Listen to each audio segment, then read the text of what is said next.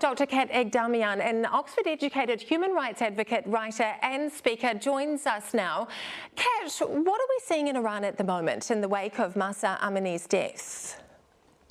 Kia ora, Rebecca. Thank you for having me. You can see in the images the sheer scale of these protests. They are unprecedented in Iran. They have reached all corners and parts of Iranian society. These protests are being spearheaded by Iranian women, and the main protest slogan is women, life, and freedom. Men have also gotten up and allied with women, and the majority of protesters are actually young people under the age of 25. We now see thousands of protesters. It's spread across the country, going beyond Kurdistan, where it started, through the main cities like Tehran and Isfahan, and towards small towns and villages across the country, even in deeply religious cities like Qom. The official death rate that I have is actually over 70 people killed, but with many hundreds of protesters arrested and beaten. Kat, who was Mahsa Amini, and what do we know about what happened to her that ignited these protests? So Mahsa Amini was a 22-year-old Kurdish Iranian woman simply on a visit to Tehran with her family.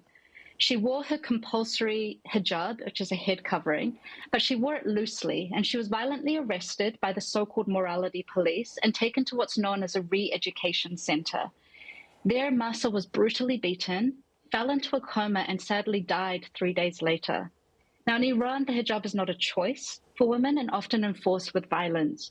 This morality police that I referred to earlier patrols the streets, insults women, and tries to control them. Mahsa died because she showed a few strands of hair, but her death was not the first for women in Iran. Her suffering is what Iranian women experience every day, and they have been for generations, which is why we now see people in the streets facing guns and bullets to demand not only gender equality, but freedom and justice for all people. Yeah, it's extraordinary. What is your understanding, Kat, about what is happening from a human rights perspective? Is this just about one woman and her death? And I suppose, why should New Zealanders care? Why should this be important to them? Well, for 43 years, the people of Iran, particularly women, but also ethnic and religious minorities, have experienced discrimination like Mahsa did. But every day they are treated with injustice and cruelty. And what we now see is a movement for women's rights, but it is also a call for justice and equality. And without true equality between men and women in the first place, there can be no progress for any country. The United Nations has raised many concerns about the numerous human rights violations in Iran. Mahsa's death has been strongly condemned. There have been calls around the globe for an end to violence against women and peaceful protesters, and to respect rights that we hold so dear in Aotearoa, New Zealand. And it breaks my heart to see so much pain and so much suffering in Iran. But we can see that around the world, people are coming together to call for justice and equality. Humanity is like a single body, and we're all members of that one body. If one member of that body is hurting, we are all hurting. And in Aotearoa, we are not far from the realities of what is happening in Iran.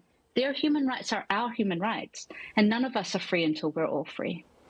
Oh, Dr. Kat Egdamian, we appreciate and value your insight and your analysis. Thank you so much for joining us here on 8 o'clock.